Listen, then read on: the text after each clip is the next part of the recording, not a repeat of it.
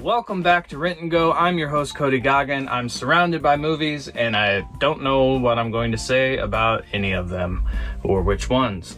But we're going to pick one out right now, and we're just going to talk at random, see what happens. I thank you for watching. Let's get started. Normally, I don't talk about things that I've covered in other episodes of other shows. This is a little bit different. This is Son of Kong. This movie is a sequel to the original 1933 King Kong movie. And it features Robert Armstrong returning as Carl Denham. This is really interesting because they put this into production really quickly after the first movie came out. They saw what a big success it was, and they're just like, you know, let's get this out as fast as possible. This came out, I think, the same year as the original King Kong. So that's how fast this was made and put into production and put into theaters. It was like that. It's kind of short. It's like barely over an hour. It's 69 minutes. It's really cool though because they have I'm saying really a lot. It's got the same special features, the stop motion effects as the original King Kong.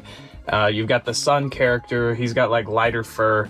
The story told here is kind of interesting, but it ends suddenly. This movie just gets overlooked. I don't even know if a lot of people know it exists. If you haven't seen it and you love special effects movies, you love monster movies, you love King Kong, this is kind of interesting. This is something, you know, it exists.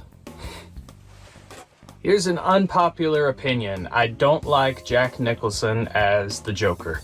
However, I do really love the Gotham City and the atmosphere of Tim Burton's Batman movies. And Michael Keaton's coming back to play Batman again pretty soon. So that's really interesting. I'm curious to see how that turns out. This movie, I remember all of these, you know, the 80s and 90s Batman movies, watching them as a kid in the early 2000s. This was just what you thought Batman was. Everything about this was Batman. And that translated somewhat to the animated series, which kind of drew inspiration from, you know, these movies, of course. Who would have thought Tim Burton would make a Batman movie? And, you know, ended up being one of the most important movies of all time. So what else can I say about Batman?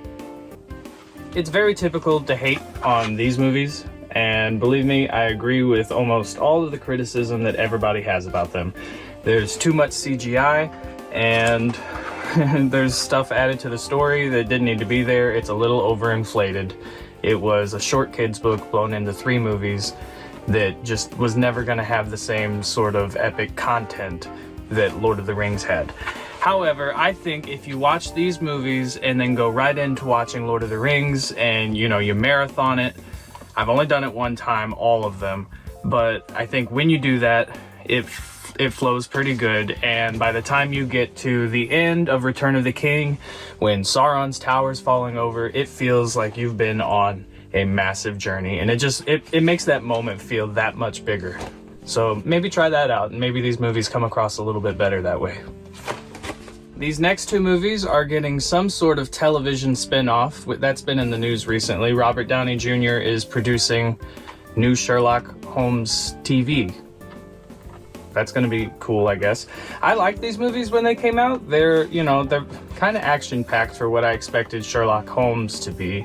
But they turned out really good, and I like the way they handle, you know, the slow motion and the breaking down of the mystery and all that jazz. I don't know why they never made a 3rd movie, and I think Jeremy Brett is the Sherlock Holmes of Sherlock Holmes.